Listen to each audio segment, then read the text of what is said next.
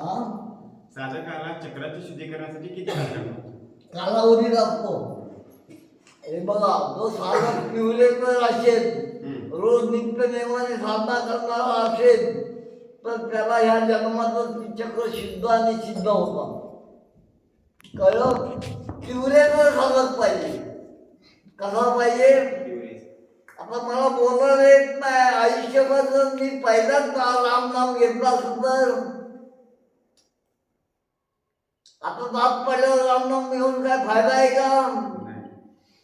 तसंच योग्य वेळी वेळ आल्याशिवाय आपल्याला योग्य गुरु भेटत नाही. आणि तो अनेक जन्माचा प्रवास आहे, हे लक्षात ठेवा. अर्जुनाला शंका आली म्हणून अर्जुनाने भगवंताला प्रश्न केला,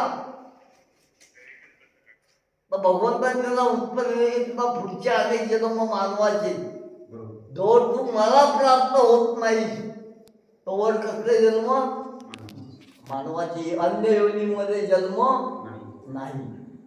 त्या चार अवस्था आहेत ना, त्याच्याबद्दल थोडं सांगा. म्हणजे काय सुषुप्ती, जागृती आणि त्या ज्या चार अवस्था सांगितल्यात ना सिद्धयोगामध्ये, त्या अवस्थेबद्दल थोडं सांगा. राजयोग म्हणून ग्रंथ आहे विवेकानंदांचा, तो वाचा. एक लक्षात ठेवा. तर ह्या ज्या चार अवस्था आहेत, उन्मनी अवस्थेत पण क्षणी घेऊन जाणारा एकमेव मार्ग म्हणजे आपला मार्ग. तुम्ही पक्वायला शिकला, आलं का लक्षात? स्पष्टी पडली तुमची, आलं लक्षात तुमच्या? त्यामुळे काय झालं, तुम्हाला आणखीन घ्यायची सवय लागली पाहिजे. दारू नाही घ्यायची. राम नामाचा रस जो कोई पिवे अमर हो जाए राम रस मुळे भाई. काय म्हटलंय संतांनी? जो कोई पिवे अमर हो जाए राम रस मुळे भाई. म्हणजे राम रस आपल्याला काय केला पाहिजे? अजून वाढवला पाहिजे. आनंदात त्याला आणखीन डुंबलं पाहिजे. त्या चैतन्याच्या लहरीमध्ये आपण सामावलं गेलो पाहिजे. आलं लक्षात? बोला, काय प्रश्न आहेत? पार तुमचे काय सर्वज्ञ आहात का तुम्ही? मग विचारा प्रश्न. देशिंगे नवीन आहेत, काय प्रश्न आहे का? कबूल विचारा.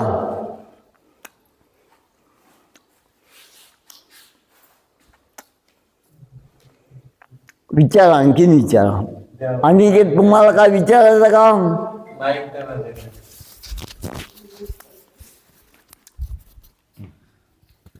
आपली जी साधना करत असतो आपण ह्याच्यामध्ये आता काही ठिकाणी सांगतात की कुलदेवतेची साधना, पितरांची साधना आणि गणपतीची साधना हे केल्या पाहिजेत.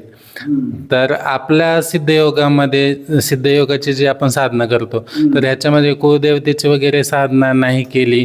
म्हणजे ज्याला माहीत आहे ते तर करतात, पण आता आमचं महानुभाव पंथामध्ये कोणी मानतं, कोणी देवीला मानत नाही. तर तो आमचा असं कन्फ्युजन, फक्त श्रीकृष्णाला मानतात आणि एकमुखी दत्त महाराजांना मानतात. तर ते एकमुखी आणि तीनमुखीमध्ये काय भेद आहे? किंवा ते कुलदेवतेची सेवा नाही केली तरी चालते का? बघा, कुलस्वामी आणि कुलस्वामी ह्यांची नामस्मरण केलंच पाहिजे. त्या कुळात आपण जन्माला आलो म्हटल्यानंतर त्याची साधना केल्याशिवाय, नाम घेतल्याशिवाय गत्यंतर नाही. हे लक्षात ठेवा, महत्वाचं. आलं का लक्षात? आता त्रिगुणात्मक दत्ताची आरती वाचली आहे का तुम्ही? त्रिगुणात्मक त्रयमूर्ती दत्त हा जाणा. त्यात रजत तमस सत्व हे 3 गुण आहेत. किती गुण आहेत? 3. रज तम सत. ह्याच्या पलीकडे त्रिगुणात्मक 3 गुणाच्या पुढे गेल्यानंतर, पलीकडे गेल्यानंतर 3 गुणांच्या तो एकमुखी होतो. आणि तो काय त्रिगुणात्मक त्रयमूर्ती दत्त हा जाणा. त्रिगुणी अवतार काय की आधी? मग त्रैलोकाचा राणा केव्हा होणार? या 3 गुणांच्या पलीकडे गेल्याशिवाय त्रैलोक्याचा राणा आपण होऊ शकत नाही. आलं लक्षात. रजत तमसत्व. रज म्हणजे पण ह्यांची साधना बघा काय म्हणतात हे शिवाय रुपये म्हणजे रजोगुण यांचा मागच्या जन्मात आणि या जन्मात रजोगुण तमोगुण होता की नाही यांच्याकडे, होता की नाही. म्हणून ते साधनेमध्ये तशा शिव्या देणे, ओरडणे, रडणे हे काय येते रजोगुण आणि तमोगुण. तमोगुण वाईट, रजत पेक्षापेक्षा वाईट. आलं का. सत्वगुणाचा पण अहंकार होऊ शकतो आपल्याला. सत्वगुण सुद्धा उपयोगाचा नाही, त्याला अहंकार झाला तर. हा सत्वगुणाचा पण अहंकार योग्य नाही. त्रिगुणात्मक त्याच्या पदी तिन्ही गुणांच्या पलीकडे गेल्यानंतर आपण एकमुखी आणि त्रैलोक्य राहणार होऊ शकतो. कळलं. आणखीन काय विचारा. आणखी एक माझ्या मनामध्ये दत्त महाराजांविषयी भाव होता, तर त्याच्यामुळे मी त्यांचा टॅटो हातावरती काढला. हा, तर बऱ्याचशा लोकांचं असं मत आहे की हातावरती देवी देवताचे काढू नये, म्हणजे शरीरावरती पापकर्मामध्ये त्याचं भागीदार होऊन जातं किंवा काय. पण ते काढण्यामागचा भाव हा चांगला होता. पण आता लोकांचं तुला हे बघा, भाव शुद्ध असला म्हणजे झालं. देव दानवा नरे निर्मिले. काय म्हटलंय. देवानी दानवाला कोणी निर्माण केलंय, मानवाने निर्माण केलंय. आलं का लक्षात. मग आपण चांगल्या भावनेने केलंय म्हणजे ते फळ दिल्याशिवाय राहिले का. देणारच. आपला भाव शुद्ध असला की प्रश्न मिटला, जगाचं ऐकायचं काम नाही. विचारा. तुम्हाला काय विचारायचं आहे का. विचारा की.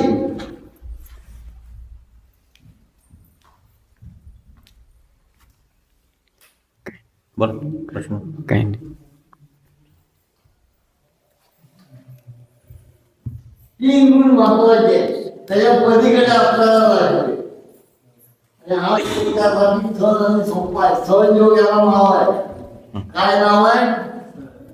सहज आपण जातो.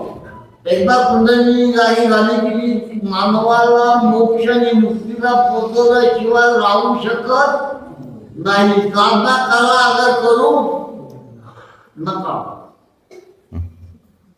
दादा, साधक जेव्हा साधना करतो, साधक जेव्हा साधना करत असतो तेव्हा साधनेत शरीराच्या मर्यादा असतात का.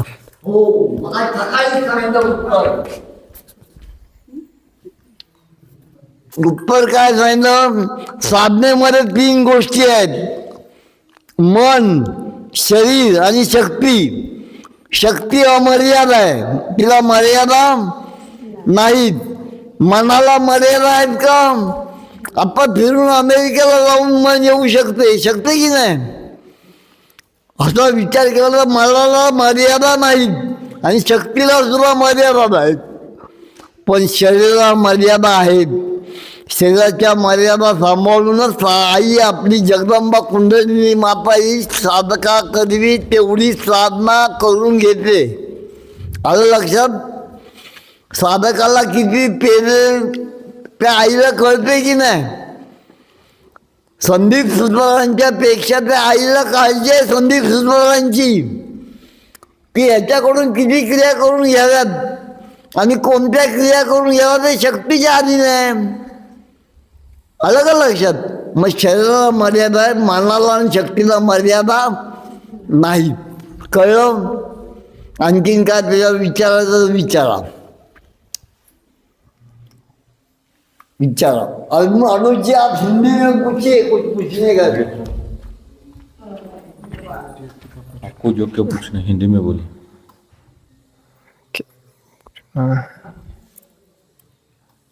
सोचिए. गुरुजी, रोज साधना क्यों नहीं हो पाती है. हाँ,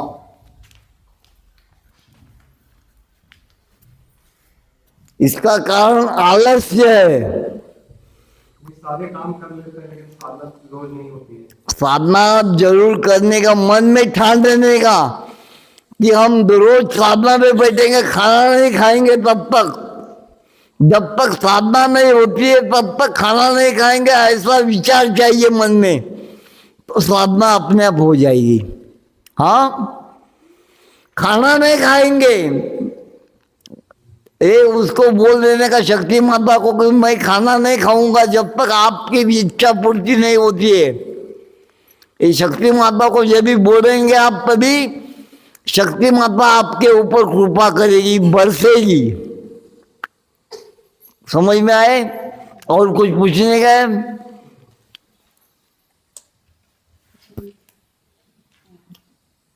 ती करते ती हुशार आहे।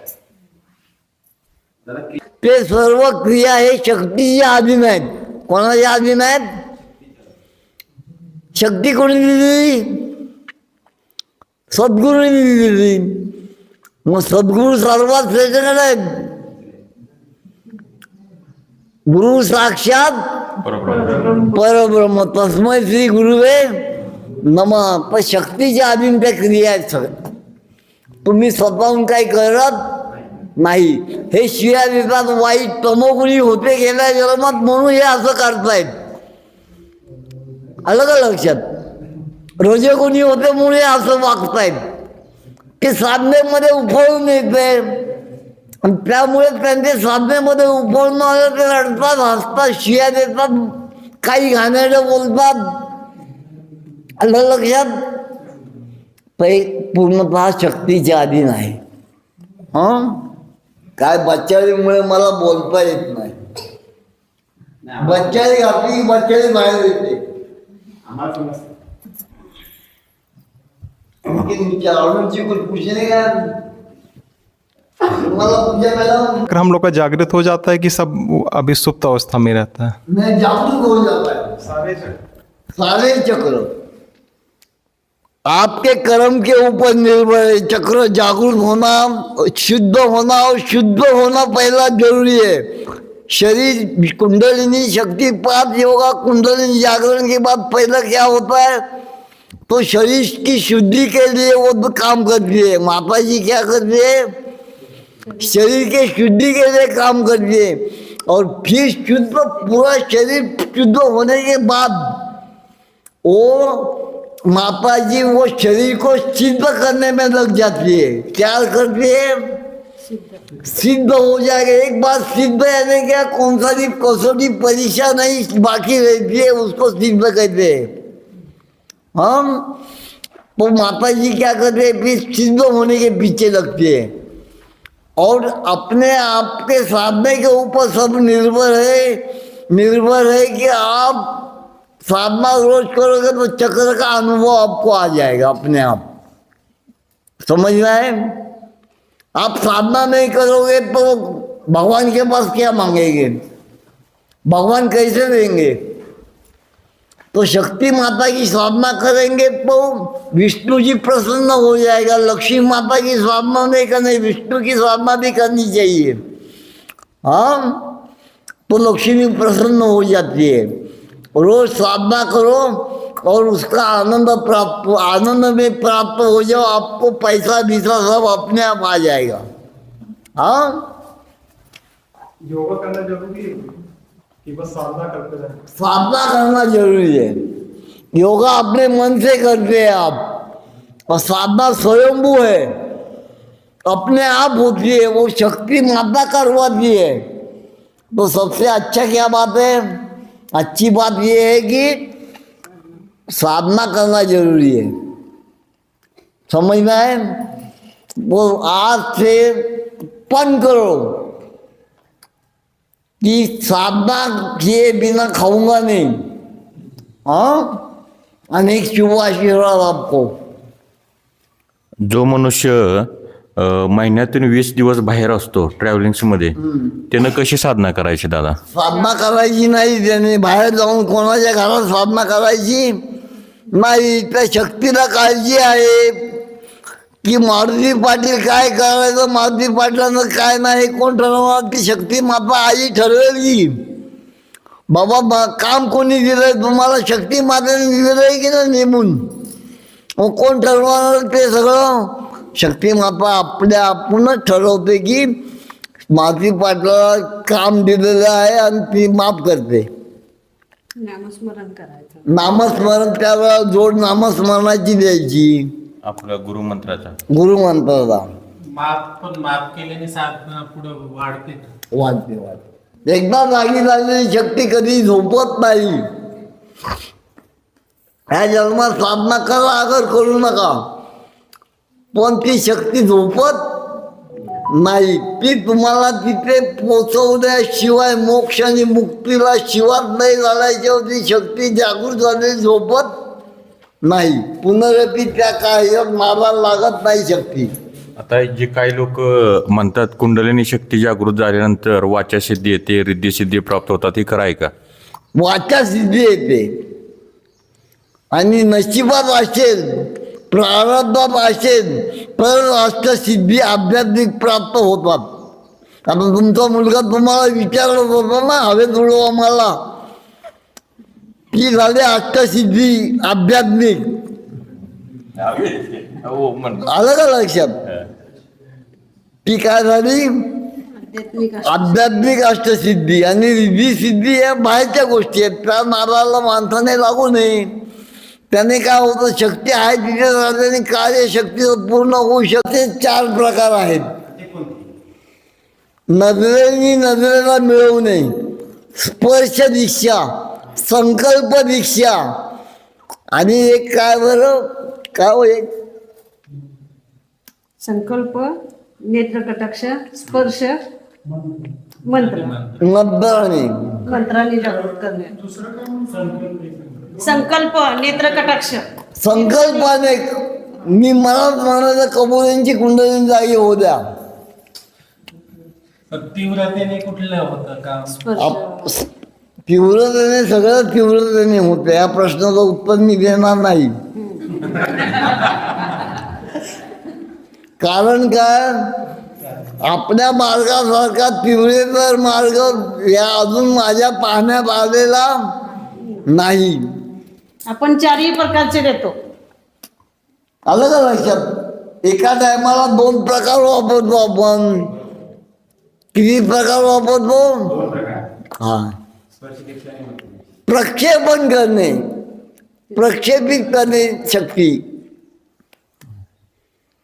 पण याच्याबद्दल बरेचसे लोकांनी गैरसमज करून ठेवलेले आहेत. आपण जगाचं म्हणणं, जग चांगल्याला सुद्धा वाईट म्हणते आणि वाईटाला सुद्धा चांगलं म्हणते. जगाचं तोंड धरता येईल का आपल्याला? नाही, बरेचसे जे काही साधू वगैरे आहेत ते म्हणतायत की बाबा कुंडलिनी जर जागृत झाली, मी आता बऱ्यापैकी पाहिलं, तर त्याचे साईड इफेक्ट जाणवतात. काही मध्ये झोपलीच कधी होती. बरोबर आहे तुमचं. ते म्हणतात. कुंडलींना 2 तोंड आहेत. किती तोंड आहेत? 2. पण ही सुषुम्ना नाडी जी आहे पाठीच्या मणक्यामध्ये, ती 4 नाडींनी बनलेली आहे. किती नाडींनी बनले? 4. तर त्याच्यामध्ये सगळं अनेक जन्माचं पाप पुण्य, पाप पुण्य, पाप पुण्य असं भरून ठेवलेलं आहे. आता पाप पुण्य कसं काय भरलंय? समजा मी पाटलांची चोरी केली, 1,000 रुपये चोरले, पाटलांना काही संशय आला नाही माझा. मला एक खाली गरीब भिकारी दिसला, मी लगेच त्यातले 100 रुपये, मला किंमत ना 1,000 रुपये पाटलांचे चोरले, मी लगेच 100 रुपये दान करून टाकले. खा बाबा भिकारी, 4 दिवस जेवणार नाही तू जेव. म्हणजे पाप केल्याबरोबर मी लगेच थोडंसं पुण्य केलं.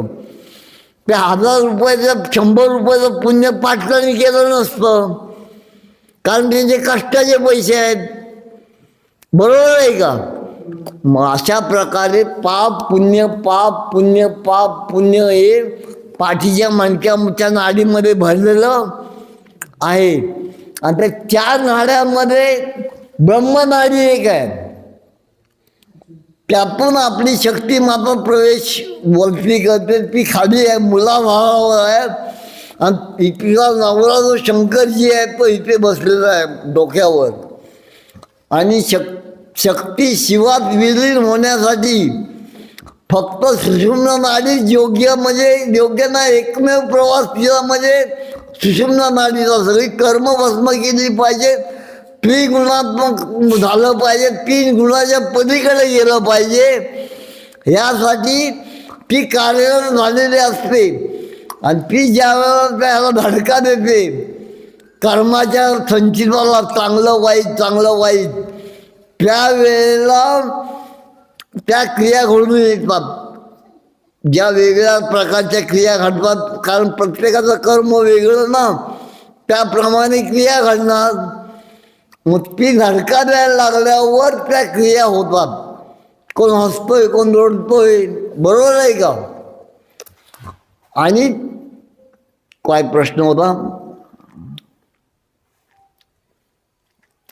ती झोपलीच कधी होती कुंडलिनी शक्ती? हा बरोबर, तुमचा प्रश्न बरोबर, आता लक्षात आला. हा. तर तिला 2 तोंड आहेत.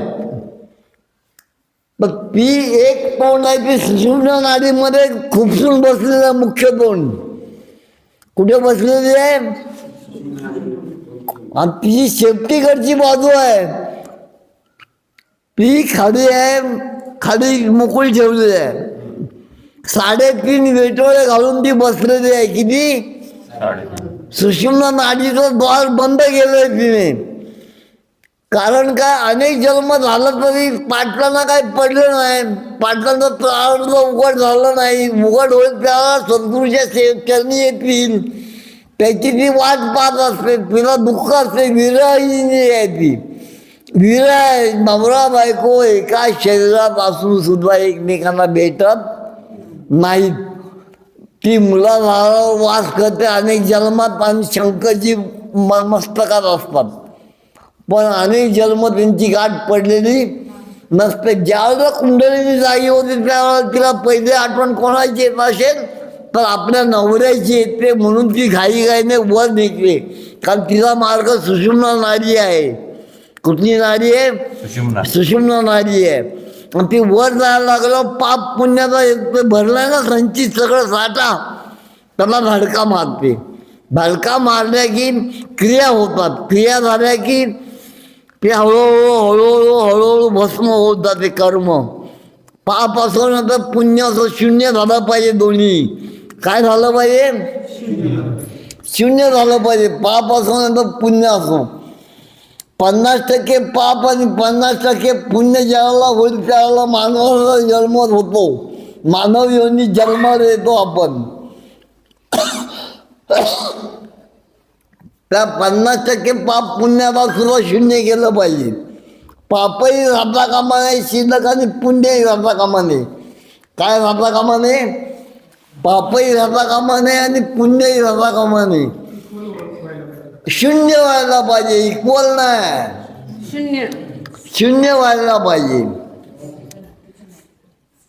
तेव्हा आपल्याला 3 गुणाच्या पलीकडे जाता येईल. तेव्हा आपल्याला उन्मनीच्या पलीकडे जी तुरीय अवस्था आहे तुरीयातीत होता येईल. कशात होता येईल? इतर सर्व मार्ग आहेत ते वर खालून वर जातात. पण वाणी एकमेव अशी आहे, जीभ जे आपण बोलतो ते खालून वर जाते, वरून खाली जाते. ज्ञानेश्वरांनी बीजगणिताच्या स्वरूपात हे मांडून ठेवलेलं आहे की आपण एखादा विचार मनात आला की तो बाहेर पडायला किती वेळ लागतो ते ज्ञानेश्वरांनी मांडून ठेवलंय. माझ्या वाचनात बीजगणिताच्या स्वरूपात मांडून ठेवलंय. तर परेच्या पलीकडे जाणे म्हणजे उलटी वाचा खाली गेली पाहिजे. फक्त वाचा ही एवढी एकमेव गोष्ट आहे की वरून खाली जाते, बाकीच्या सर्व गोष्टी खालून वर. कळलं?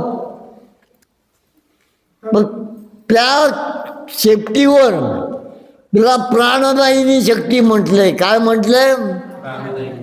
मुख्य तोंड सुषुम्ना नाडीने बंद केलंय. मग तिची शेपटीकडची जी मुख आहे त्याच्यावर हा श्वास जाऊन आदळतो. श्वास आणि हा श्वास जाऊन आदळल्यानंतर कंप पावतो तिथे आणि आपण जीवन जगतो. सामान्य माणसं जगतात, प्राणी जगतात. 84 लक्ष योनी प्राणदायिनी शक्ती कुंडलिनीवर जगत असतात. आलं लक्षात? कळलं? तो प्राण आहे तो शेपटाच्या ह्याच्यावर आघात करतो, मुखावर. द्विमुखी आहे ती. आणि तो आघात झाल्यावर त्यातून जी स्पंदन कार्यशक्ती निर्माण होते त्याने आपण ही कामं करतो सगळी. आलं लक्षात? पाणी घ्या. विचार. मग जे देवतेचं जे सगुण आणि निर्गुण रूप सांगितलं ते म्हणजे ती सिद्ध अवस्थापर्यंत बघू शकत नाही का माणूस? हो, कसं बघणार? आपण सिद्ध झालं पाहिजे ना, स्वतःला सिद्ध केलं पाहिजे का नको साधनेद्वारे? ती अवस्था येईपर्यंत म्हणजे तुम्ही देवाला बघू शकत नाही. हो, इथून पुढे आज्ञाचक्रापासून पुढे 14 चक्र आहेत. किती चक्र आहेत? ते गुरु विना पार करणे शक्य नाही. त्याला गुरुकृपाच पाहिजे. काय पाहिजे?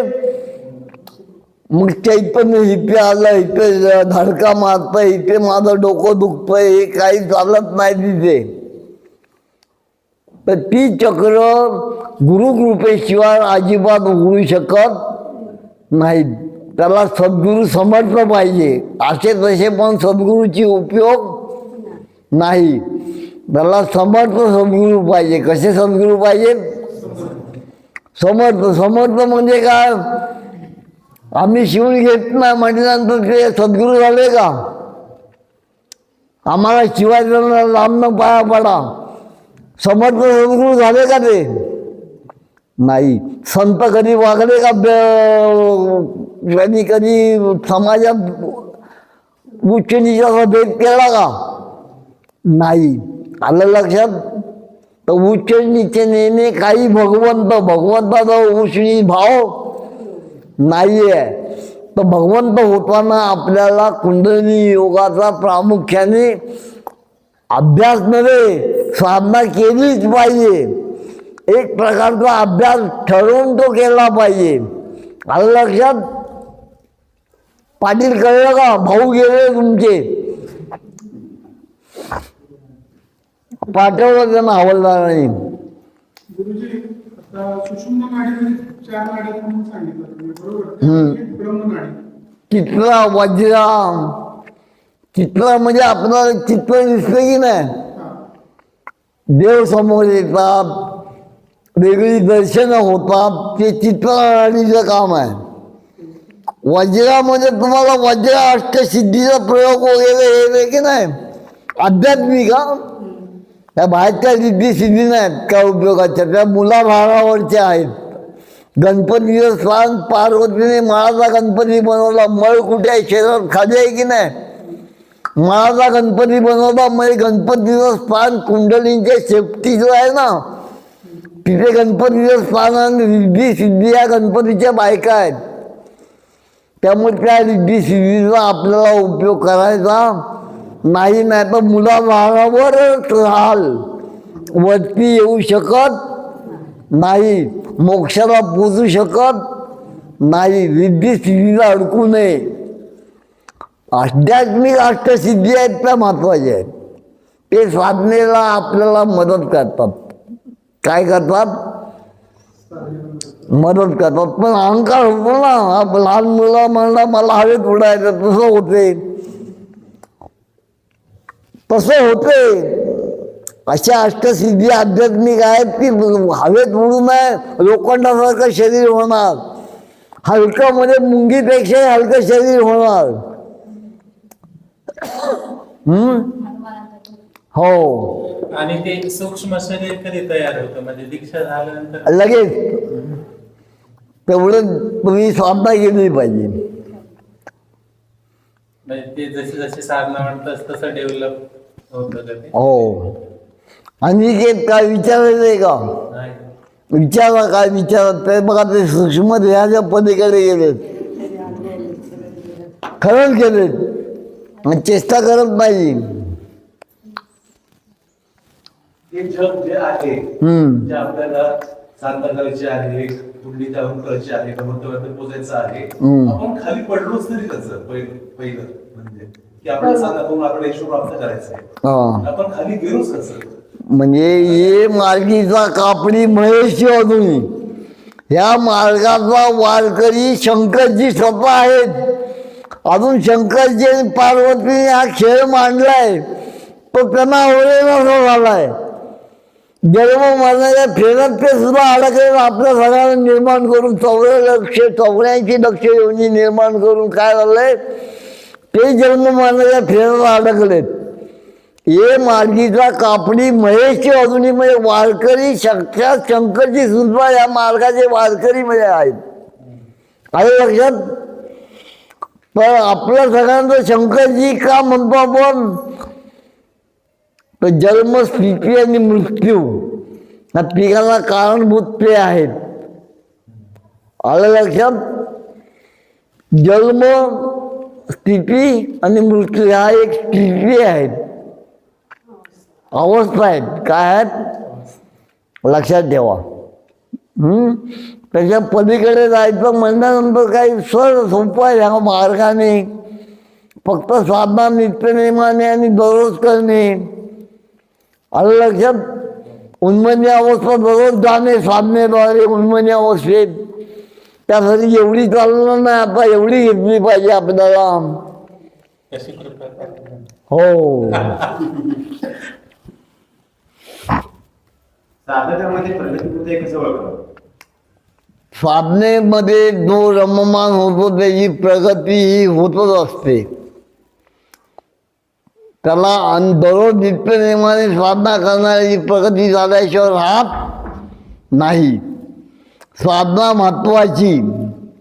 एक दिवस चुकलं तर जेवायचं नाही म्हटल्यानंतर विचार करा साधना किती महत्वाची असेल.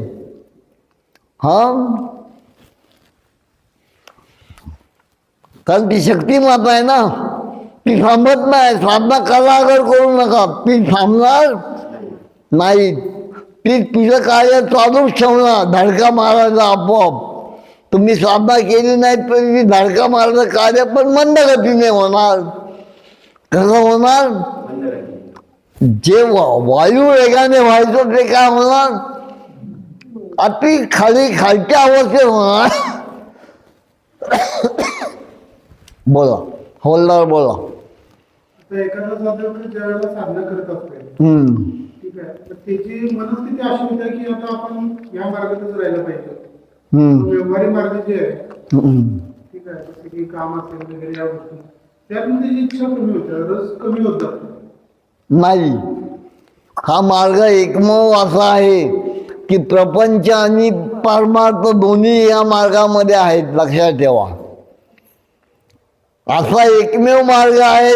हे ज्ञानेश्वर माऊलींनी मांडून ठेवलेला आहे. प्रपंच आणि परमार्थ. प्रपंचाला खाडा होणार नाही, प्रपंचात सुख करू शकत नाही असा माणूस.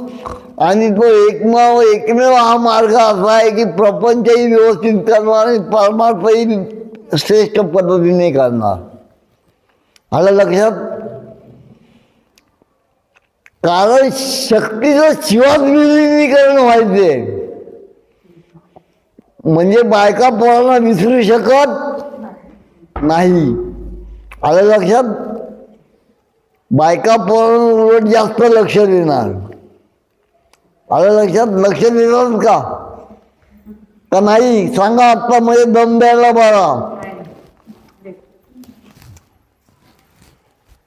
पण असा एकमेव मार्ग आहे की प्रपंच आणि परमार्थ करणारा हा एकमेव मार्ग आहे. यात्रास्ती भोगच्च नचतत्र मोक्षो. जिथे भोग आहे तिथे मोक्ष नाही, जिथे मोक्ष आहे तिथे भोग नाही. यात्रास्ती भोगच्च नचतत्र मोक्षो. पण हा एकमेव मार्ग असा आहे की चिद्विलासानंदिनी पुस्तकामध्ये 101 पानावर पुढे दिलाय बघा श्लोक. हा एकमेव मार्ग असा आहे की इथे प्रपंचही आहे आणि परमार्थही आहे. आलं लक्षात. प्रपंचाला तुम्ही विसरू शकतच नाही. ध्यानात जेव्हा सगळं विसरू शकाल कदाचित, ध्यान लागायला लागलं तर काय होणार, बायका पोरांचं भान राहणार नाही, बेभान होणार, नामस्मरण बेभान होऊ शकता. पण हा एकमेव मार्ग असा आहे की इथे भोगही आहे आणि मोक्षही आहे. कळलं? विचारा. शेवटचा आणि आपुलकीचा प्रश्न आहे गुरुजी माझा. बोला. एखादा साधक जर मुंबई पोलीस झाला तर त्याची पार्टी कधी मिळणार? पहिला पगार आल्यानंतर म्हणून सगळ्यात माझे उत्तर दिलं. पहिला पगार आल्यानंतर पार्टीला आपण सर्व हजर राहू. मग तेच सांगितले. ते ज्यावेळेला ट्रेनिंग संपवून ट्रेनिंगमध्ये पगार चालू होतो, नाही अशातला भाग नाही. ट्रेनिंग पूर्ण करून ज्या वेळेला ते नोकरीवर हजर होतील पोलीस स्टेशनला कुठल्या तरी रेल्वेच्या, त्यावेळेला आपण पार्टीला पात्र आहोत. तोवर तुम्ही वाट बघा. म्हणजे तोवर तुम्ही वाट बघा.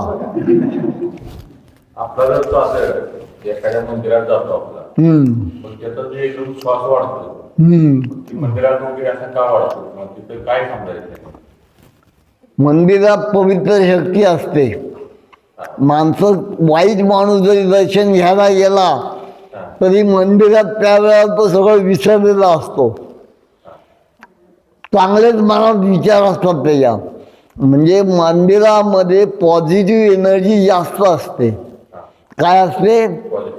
आणि ती शक्तीला कळते.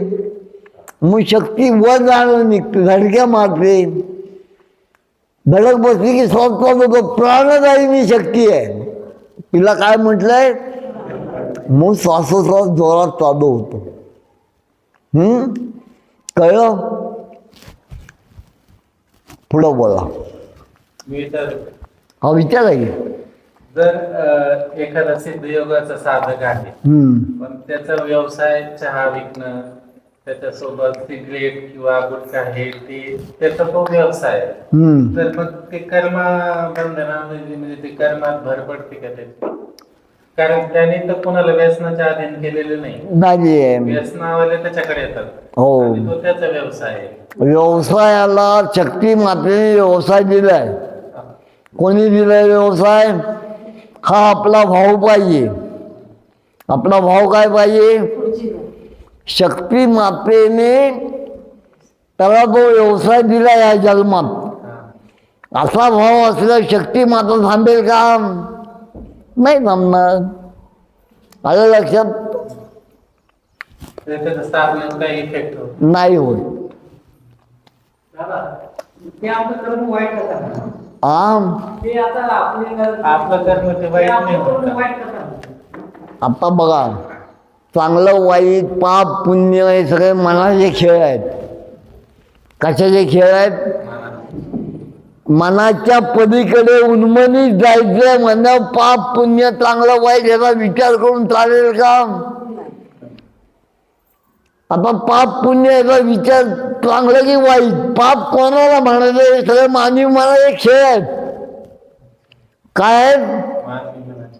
बघा ना, आता मी तंबाखू खातो, सिगरेट ओढणारा काय म्हणला, काय खाऊन पदरा झुकतोय, आणि तंबाखूवाला सिगरेट वाढला का मला काय धूर सोडतोय तोंडावर. म्हणजे त्याच्या दृष्टीने सिगरेट ओढणे चांगलं आहे आणि माझ्या दृष्टीने तंबाखू खाणे चांगलं आहे. म्हणजे पाप पुण्य काय आहे? मनाचे खेळ आहेत की नाही? हे सुद्धा ज्ञानेश्वरांनी मांडून ठेवलेलं आहे. मनाचे खेळ आहे ते. हा, त्याच्यात अडकायचं नाही. त्याच्या पलीकडे उन्मनीत त्रिगुणात्मक व्हायचं आपल्याला एवढं लक्षात ठेवून वाटतं सगळ्या साधकांनी करायची आहे. त्रिगुणात्मक होऊन वाटचाल करायची आहे आणि 3 गुणाच्या पलीकडे जाण्याचा प्रयत्न करायचा आहे. कळलं? पाप पुण्य मनाने खेळो. आता त्याच्या नशिबाला असेल तर तो करणारच. त्याला मग कबूल म्हणणार चांगलं केलं, मी म्हणणार वाईट केलं. हा सगळा मनाचा खेळ आहे. पाप पुण्य वगैरे या विषयामध्ये काही नाही. अशी अवस्था प्राप्त करून घ्या एवढी सगळ्यांना हात जोडून कळकळीची विनंती आहे. साधना करत राहावा आणि त्रिगुणात्मक व्हा, हात जोडून विनंती करतो. आणखीन काय विचारा तुम्ही. सद्गुरूला म्हणजे एकदम जास्त असं शरणागत, एकदम सिलेंडर नाही का, काहींच जास्त शरणागती, काहींच तितका भाव प्रबळ नाही, तितका विश्वास दृढ नाही, त्याच्यामुळं साधण्याची तीव्रता कमी जास्त राहते त्याच्यावरती. तर तो भाव तितका दृढ कसा होईल, तो विश्वास तितका कायम. साधनेद्वारे साधी गोष्ट आहे. भाव शुद्ध होण्यासाठी साधना केली पाहिजे. नाम साधना असो, ध्यानधारणा असो, कुठली साधना असो, अष्टांग योग असो, साधनेद्वारे आपल्याला त्या आनंदाला प्राप्त होता येते, अन्यथा प्राप्त होता येत नाही. ती भावावस्था आपल्याला येत. भावाच्या सुद्धा 4 अवस्था आहेत. काय आहेत भावाच्या सुद्धा? हा, लक्षात ठेवा. आता त्या कोणत्या ते मला माहीत नाहीत, आठवत नाहीत. आता वय झालंय, कधी कधी बोलायचं विसरून जातो. प्रश्न मगाशी विचारला तर विसरून जातो. तर 4 अवस्था आहेत, ते लक्षात ठेवा. भावावस्थेच्या 4 अवस्था आहेत. आमचे पाटील गुटखा खातात सारखा. मग काय तू पापी आहे का? मला जे खेळ, मी तंबाखू खातो मग मी पापी आहे का? नाही. मला जे खेळ, पाप पुण्य मला जे खेळ आहे सगळे, पण खाऊ नये असं मला वाटतं त्यांनी. का? शरीराला अपायकारक आहे. सिगरेटच्या पाकिटावर तंबाखूच्या पुडीवर दिलेलं असते, तंबाखू च्युइंग टोबॅको इज इंजुरियस का, इंजुरियस टू लाईफ, प्राणघातक आहे. हे मनाला पटते नाही, बुद्धीला पटते, पण मनाला पटत नाही. मन म्हणते खावीच. मन बुद्धीच्या ताब्यात पाहिजे. काय पाहिजे? तर त्यावेळेला ते सगळं सोडू शकतो माणूस, नाही तर सोडू शकत नाही. पाटलांनी चांगला प्रयत्न केलाय, आलं का लक्षात? नाही, खरंच चांगला प्रयत्न केला. मांडा पाहिजे त्याला. मारुती नाव दिलं मी त्यांना. 2 मारुती झाले आपल्याकडे आता, मारुती पवार आणि मारुती पाटील. सावंत नाहीत काही. हो, तिने तर सुरुवात केली. सावंतांना आज शिया दिलं तुम्ही रे. कांदा लसूण कापत आहे. त्याचा असा विषय, कच्चा खाऊ नये. कालवण ह्याच्यात ते सगळीकडे जातो. कच्चा खाल्ल्यानंतर शक्ती खाली येते, शक्ती अधोगामी होते. म्हणजे आणखीन 1-2 जन्माचा प्रवास वाढला. मुक्तीच्या ऐवजी आपल्याला काय मुक्ती लागली मागे, भोग लागले मागे. 1-2 जन्माचा प्रवास वाढतो. म्हणून कच्चा खाऊ नये, खाली येते शक्ती. खाऊन बघा, प्रयोग करा. तुम्ही प्रयोगशील शेतकरी आहात की नाही? शक्ती तुम्हाला खाली आलेली कळेल. खाल्लं की लगेच फोन करतोय ना काय. हो, ते पण शिया दिलं तुम्ही. मी चूक केली तर लगेच फोन केला मला ओम नमः शिवाय. आणि लगेच फोन ठेवला.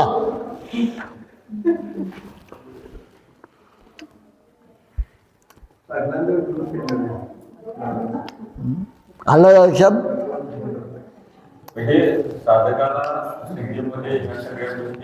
मांसाहार केला तर शक्ती खाली येते. आपण आपल्या मुलाला कापून खाऊ का? ते बोकडाचं पिलू काय बोलत नाही, बोकड काय बोलत नाही, मग कापतो आपल्याला, हालचाल करते, मग खातोय आपण. आपण आपल्या मुलाचं मांस भक्षण करू का? वामपंथी लोक आहे, डाव्या साधनेमध्ये तुम्ही स्मशान साधनाचा काय विचार होता ना, सकाळी विचारलं ना, ते माणसं सुद्धा मांस खातात. वाराणसीला गेला किंवा तिथे उत्तर भारतामध्ये स्मशानाला काय म्हणतात, मी सांगितलं भूतनाथ मंदिर. भूतनाथ मंदिर. स्मशानाला काय म्हणतात, तिथे एक शंकराचा पुतळा असतो प्रत्येक स्मशानात. माणसं जाळायला आणली की चिमट्याने काढून खातात आणि दारू पितात, चिली मोडतात, सगळं करतात. बघितल्यावर वाईट वाटलं. मी पण विचार केला की यांच्यात जाऊन दुसरं अन्न खायचं की नाही.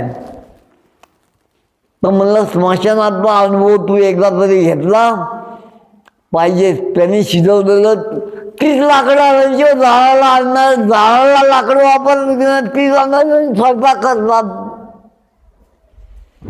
स्वयंपाकाला दुसरं अग्नी पेटवत व त्यांना माणसं 200, 400, 500 रुपये जास्त देतात. दारू प्या, हे करा, ते करा. म्हणजे बघा आघोळी साधना किती वाईट आहे. माणसाचं मांस खाते, काय खाते, आपण खाऊ शकू का, नाही. विचारा. हवालदार कुठे गेले, खुर्चीवर बसा, बसा बसा बसा. विचारा. अजय अतुल काय विचारायचंय का, त्यांना लागणारं कोरडं पडलंय.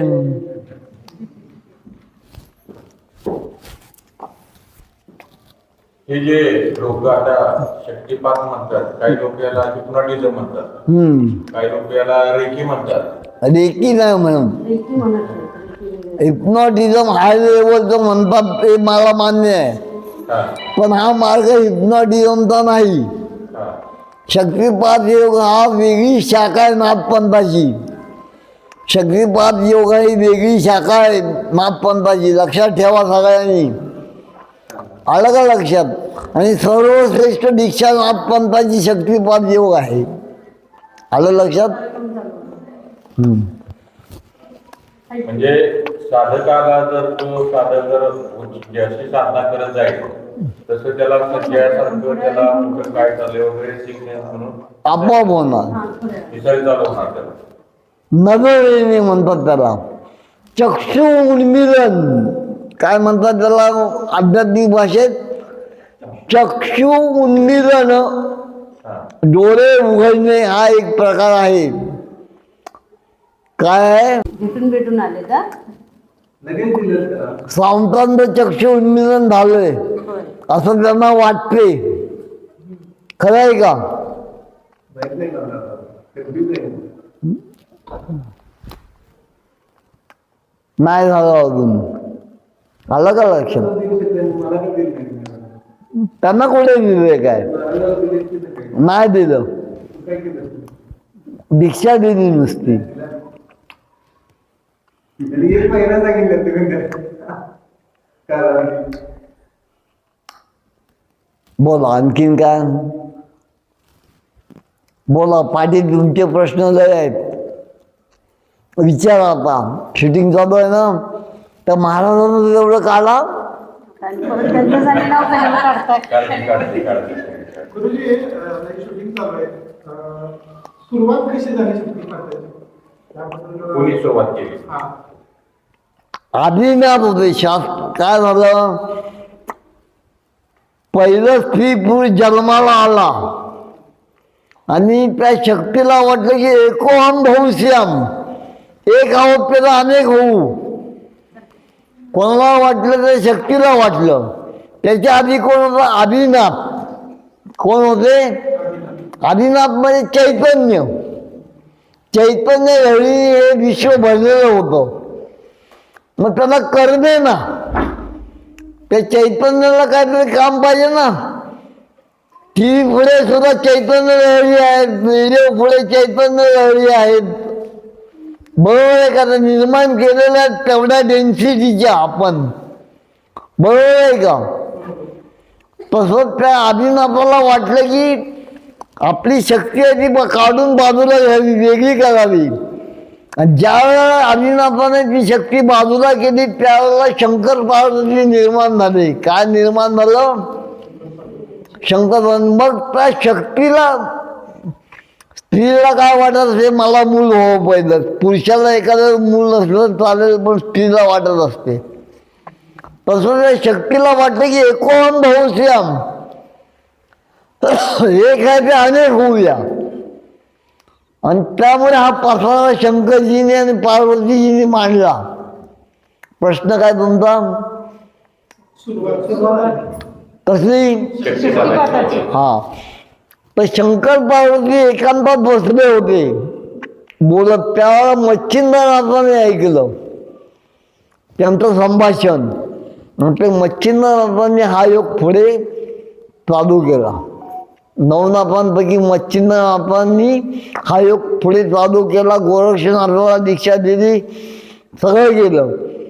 परंतु सगळ्यात श्रेष्ठ काम जर कोणी केलं असेल तर ते गोरक्षनाथांनी केलंय. कोणी केलंय? लक्षात ठेवा. प्रसार आणि प्रचार जर योग्य पद्धतीने, शास्त्रोक्त पद्धतीने, शास्त्रीय पद्धतीने केला, मंत्र होते. पण गोरक्षनाथांनी मात्र त्याला उजव्या बाजूने चालवलं. या मार्गाला कुठल्या बाजूने चालवलं? उजव्या बाजूने. लक्षात ठेवा. गोरक्षनाथांसारखा प्रचारक आणि प्रसारक होणे नाही. आता जसं आपण आता वैज्ञानिक प्रश्न आहे की म्हणतात की आपण साधकाला किंवा गुरुला हे लोक म्हणतात की कसं शक्य आहे, दिसतं दिव्य दृष्टी वगैरे. आणि आता एका बाजूला AI टेक्नॉलॉजी आल्या किंवा तिथं आपण व्हिडिओ कॉल केला, AI टेक्नॉलॉजी आली दिसतो किंवा व्हिडिओ कॉल आपल्या अमेरिकेला दिसतो. म्हणजे ही जी काही आपला नाथपती शक्तिपाताना आपल्याला जी दिसणार होती दिवशी, त्यातलाच आताचा प्रकार आहे हा. हो. जो आता व्हिडिओ कॉलिंग तिथं दिसतं लगेच. सनातन धर्माने जे मांडले त्याच्यावर आज विज्ञान उभं आहे. विज्ञानाला कसोटी लागते. आपल्याकडे कसोटी नाही, आपण सिद्ध आहोत. जसं ते म्हणतात की फ्रिक्वेन्सी मॅच झाली पाहिजे, रेंज मध्ये या. तसं विचारांची किंवा गुरुच्या आत्म्याची जी आहे तोपर्यंत मिळणार नाही, तोपर्यंत तुम्हाला ती शक्ती तुम्हाला ते दिसणार नाही. आणि प्रारब्धात असेल परत डोळे उघडणार नाही तर उघडू शकत नाही. अष्टसिद्धी जर प्रारब्धात असेल तरच मिळू शकते, नाही तर मिळू शकणार नाही. हे ठामपणे आमचे दादा सांगायचे. तुम्ही ज्यांना सकाळी शिव्या दिल्यात ते ठामपणे सांगायचे की प्रारब्धात असेल तरच त्या अष्टसिद्धी प्राप्त होतात, नाही तर होऊ शकत नाही. आतापर्यंत अष्टसिद्धी कुणा कुणाला प्राप्त झाली ते कशाला सांगू तुम्हाला, म्हणजे तुम्ही आणि म्हणजे मारुतींना वगैरे असं कोणाला कोणत्या देवांना? सगळे देव अष्टसिद्धीवालेच आहेत. देवत्वाला आपल्याला प्राप्त व्हायचे. कुठे प्राप्त व्हायचे? देवाला सुद्धा निर्माण कोणी केलं? मानवाने. कसं? तर आता बघा, पहिला स्त्री पुरुष जन्माला आला, एकोण बहुश्याम तर अनेक झाले. मग काय झालं? आपण जन्म काय घेतला असा माणूस विचार करू लागला. आपला जन्म हा कशासाठी आहे? भोग भोगण्यासाठी आहे का कशासाठी आहे?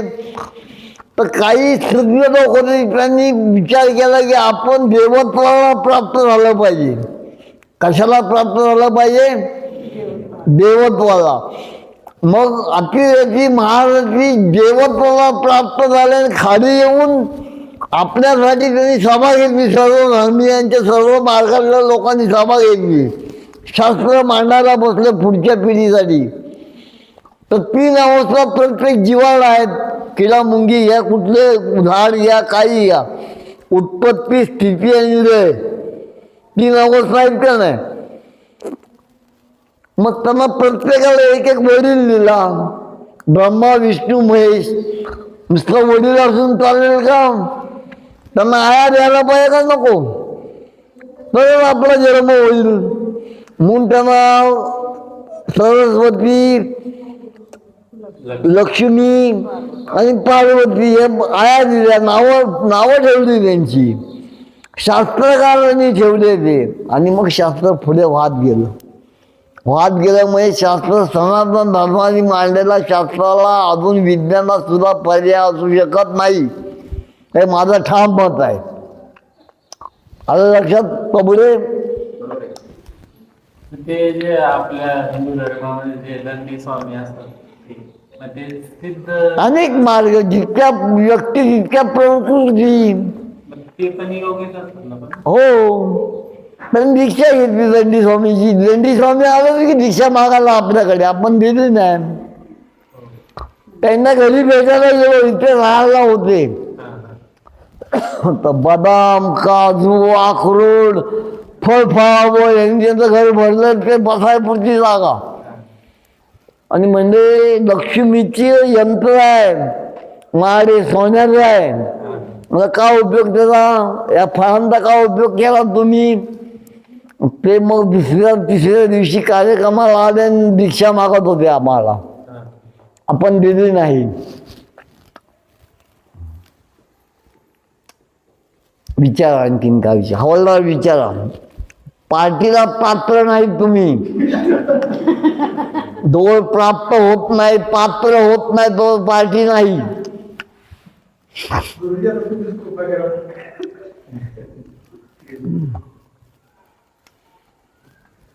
बोला पाटील, बोला. तुमच्या मनात काहीतरी खतखत ते जायचा विचार आहे का? खायचंच राहिले. तुम्ही निघा बरं का पाटील, तुम्हाला कंटाळा असेल तर. अध्यक्षांना सोडत नाही आम्ही. आतापर्यंत